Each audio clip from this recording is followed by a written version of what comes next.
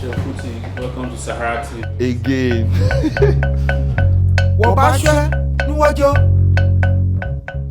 One Africa Fest, is happening this on Friday. So we're here 22nd July. I'm a guest, performer. So looking forward to having a good short time.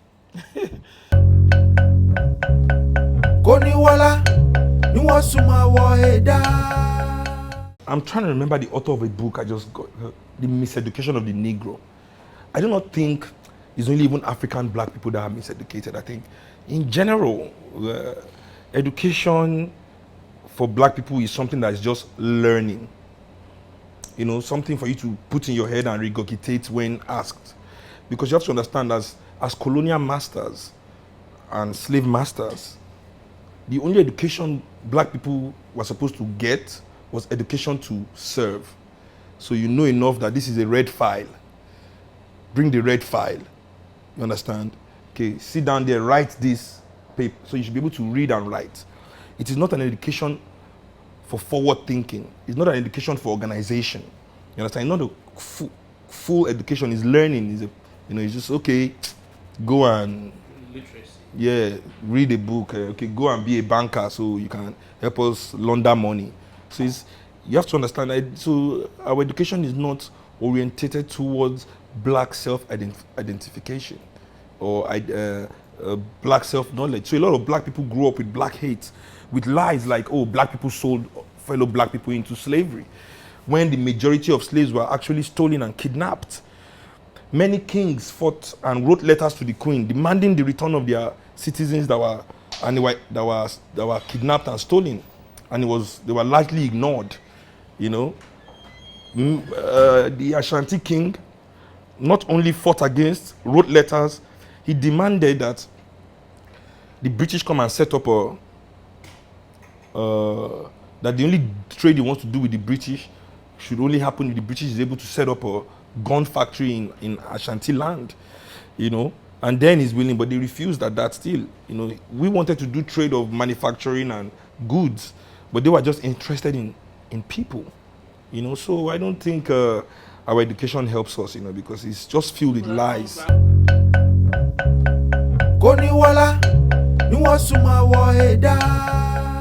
Poverty is an interesting thing. In its negativity, it also inspires. So I find out that a lot of young black people today have realized that the system is failing them. So many of the things that they know that it's a lie. So they're out there just searching for a different truth. And I feel I'm able to help them in that journey. I feel there's an awakening amongst young people. I feel not a lot of them want to say, oh, I want to abandon all my beliefs.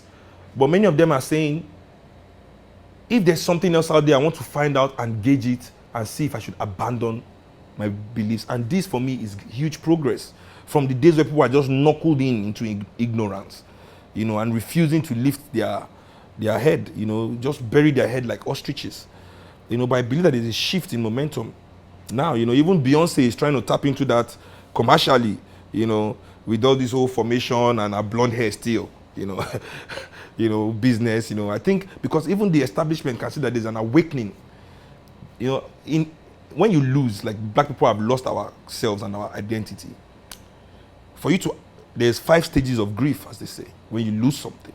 And I feel we're now at acceptance, the last stage. So when we now have accepted what has happened to us, we can now begin to act accordingly. So I think this is where we are, even in America. This is the first time I've ever heard that people are going back to retaliate against the police here. And this is part of that level. First, we're in denial.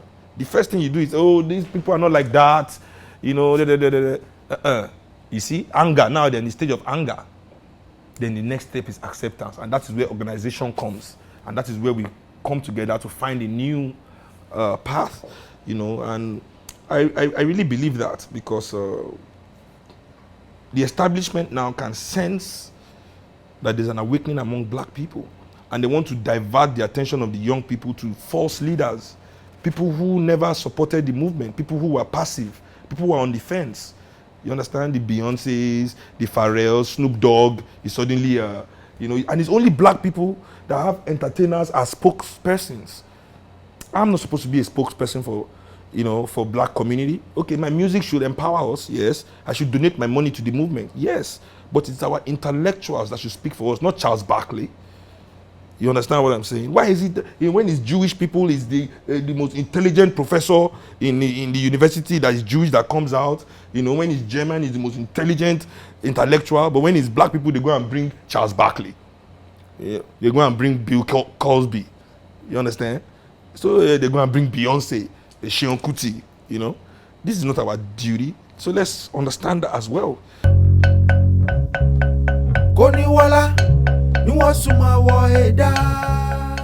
No. I've had the chance, but I've only chosen to work with conscious artists.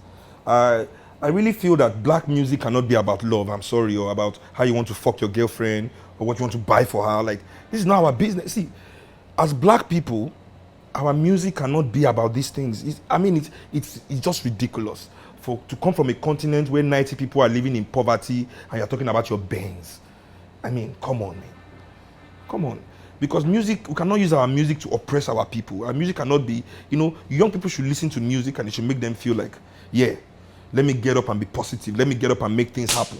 Not listen to music and then you're like, oh man, I'm a loser. Look at what this guy has. I don't have anything. Like he can take my girlfriend. No, man, come on. This is not what we should be doing to the minds of young people. This is what perpetuates the corruption in Africa. Our musical culture. That's why Fela was attacked so much by even his fellow musicians who saw that, aligning themselves with the elite will give them shows in their parties. They'll be making their little 10 million naira a week, contributing. Okay, for example, let's look at even like telecom ambassadors in Nigeria. We have so many artists that are telecom ambassadors, making money from telecoms, but not speaking up about the poor services that we receive. You come to Nigeria a lot, so you know that our telecommunications are so bad. But we have so many influential musicians endorsing it. Are they saying it is good for everybody like that? No. Because all of us every day, when we use our line, we curse at our phones. Oh, it no go better for MTN. This Glo, they be bastard. Do you think as an ambassador that curse is not, some of it is for you? It's not only for Glo, you've collected part of it, so it's for you too. So why can't we demand that we need better telecommunication services? Because the telecommunications elite have found a way to bring in the majority of the entertainment industry.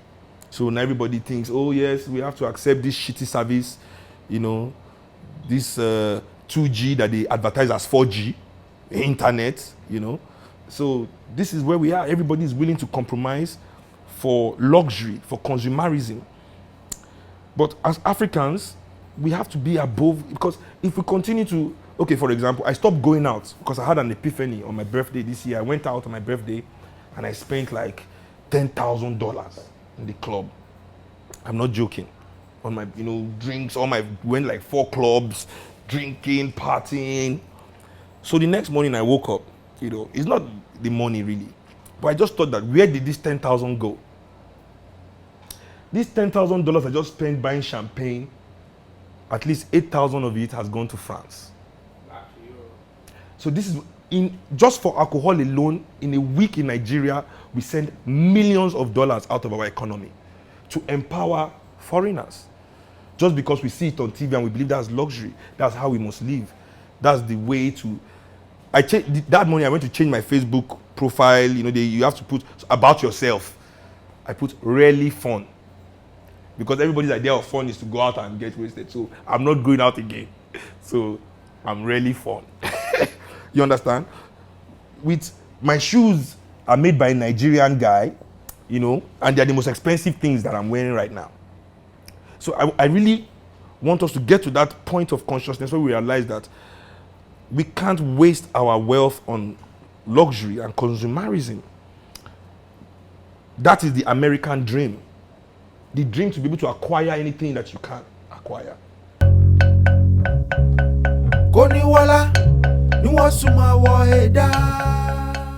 The American dream is the dream to acquire anything that you can.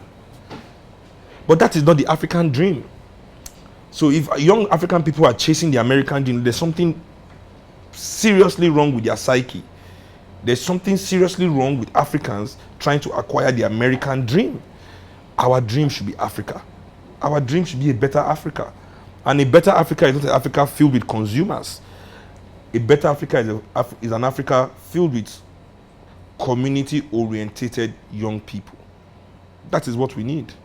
You know, our Africa should be young people in Africa should concentrate on our suffering children, hungry children, our suffering women, the victims of oppression, the victims of corruption, especially we that have the means, the way we told that we've seen the world and we are.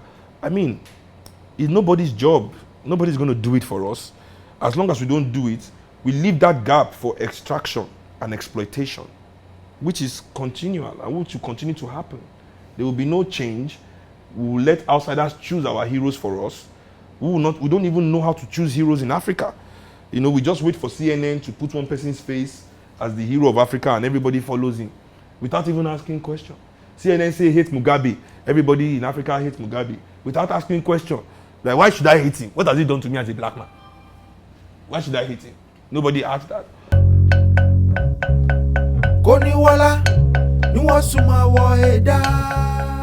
You see, this is my answer. Cap over face. As a Yoruba man, we should all just be like this for the next year. It's just, you know, it's just a shame, you know. It's just like seeing, you just imagine if the Queen of England says, oh, the Pope is her father. Oh, No. That's too far. Just say she no longer believes in the Anglican Church of England.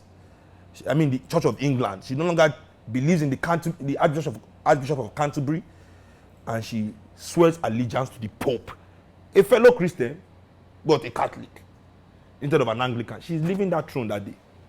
That's the last day she'll be Queen of England. She's not even diverting to Islam or African religion. Just switch from Anglican Church to Catholic Church. That's all she needs to do. Let's see what happens. So it's back to the shame. So for our Ooni to say he's the son of Jesus, you know, this is how I answer that. Cap over face.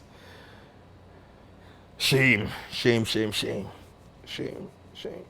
Especially after all the rituals he has done to become a king of Yoruba people.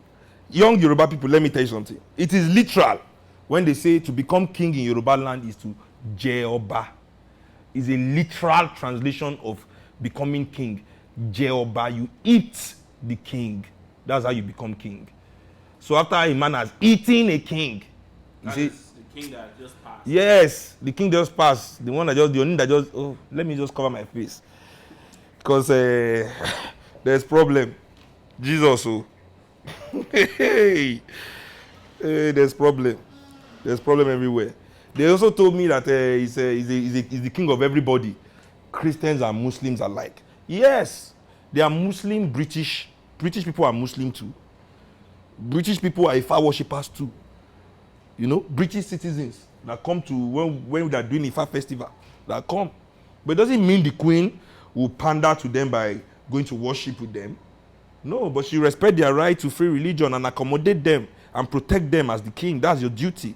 But to go and start pandering, that's beneath. That's an embarrassment to a throne that is older than him, to a throne that is older than his lineage, to a throne that is older than anything that he thinks he knows.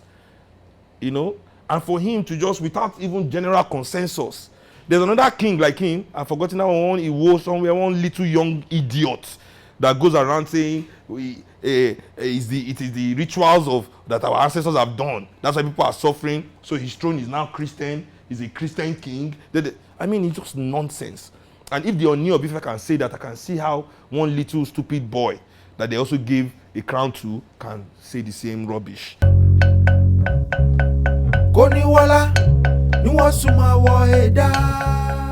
His cultural ambassador actually invited me on Facebook, you know, to say, come over and let's meet the Ooni and see that he's not the way I said I don't want to meet him. I'm not complaining because, you know, most people think you complain because you want to eat your own. Because that's the activism in Nigeria now. Cash TVists. That's what I call them. Cash TVists. Everybody protesting to get paid, you know. There's nothing altruistic about it. So I said, I don't want to meet him. How can I meet somebody, a king whose father is Jesus? He should just change his ways and make us proud. That's all that we can ask of him. I don't want to meet him for what? For what? I'm not even, my allegiance is not even to the Ooni, thank God. My allegiance is to the Oyo Empire. Yes. Koniwala, ni wọ́n súnmọ́ wọ ẹ̀dá. What do I have to say now? It's just a shame that we are still in this whole elitist, vicious cycle. You know, when people come out and say Buhari is not corrupt,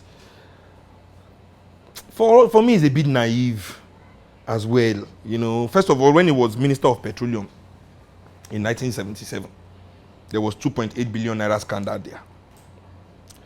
Then when he was head of PTF in the early to late 90s, billions were missing there too. But the only excuse he always gives at all this is, oh, I didn't know. So it's either he's corrupt or incompetent. So it's one of the two. And either one is not agreeable with me. And even the way he's running the country today, all the things he said, he has... I mean, okay. Let me tell you what has happened so far. The people that has received the win, the people that have benefited from this government, they don't have any money. Nigeria is broke right now. It's all we hear. Nigeria is broke. Nigeria is broke. 48 billion to fuel marketers. Money that was owed to them because they're not paying subsidy again. But they say Jonathan was owing them money. There's no money. There's no money. They couldn't say, well, you made so much money. Wait, we need to take care of the people. They paid them 48 billion. There's no money. There's no money. Electricity distributors 50 billion. You know the whole debacle of how these people bought with the discos. You know how they bought these things dubiously for cheap again. They still give them another 50 billion. Now Sky Bank misappropriated everybody's money. Their board and their MD. MD was sacked. Board was changed. Then the government said to protect the depositors' money in the bank, they are going to have to put 200 billion in the bank. Now, in the surface, that sounds like a noble act. But this is 200 billion to the banking elite because the 200 billion is coming from the same depositors who are taxpayers. You understand? So now they're taking taxpayers' money to bail out a bank, saying that they are saving taxpayers' money that is in the bank without anybody being persecuted. This is how Buhari is running his government. It's still a government that only panders to the elites. It's still the same. It's still the same. There's no. I mean, a poor man. I mean, a friend of mine was walking on the street. His name is Tommy. The night Vanguard was robbed in his house. My friend lives in Anthony in the same neighborhood. He was walking on the street, just walking on the street, and the police picked him up. 2 weeks he was locked up, beaten black and blue for a crime he didn't even know anything about. I mean, but people will steal 50 billion and then they'll be saying, oh, rule of law has to apply. They won't arrest them. They will investigate. They will take them here, take them for interrogation, release them. They say they don't have evidence. But this is but the innocent people, I mean, people are being burnt on the street for 20 naira. So where is the real shift? There's no shift really from the status quo. The FIRS, no, they found out there had been a nepotism in employment in all the top parastatals in Nigeria. CBN, FIRS, they've only been putting the sons and daughters and the cousins and nephews of the rich and influential in the good positions, and it was exposed. And Buhari came out openly and said there's nothing wrong with that. That is because these people are the most qualified. That's why they get the job. Now let's now go to the nitty-gritty of a statement like that from this president. Basically, all of you steal our money, give us substandard education, while you take your children to the best schools in Europe and America. Now you bring those children back and you give them the best jobs and say it's because they are the best at doing the jobs. Do you understand the wickedness of this kind of ideology?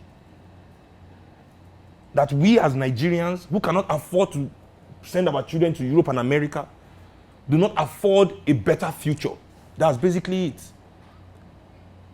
It's just like the whole, when you're in America and black people here, you know, before black people try to say, oh, we are being killed, the police will say, oh, what about black on black crime? as if black people invented crime. There's nothing like black on black crime. Crime is crime, but they don't want to talk about it as crime because then we'll ask, oh, whose job is it to stop crime?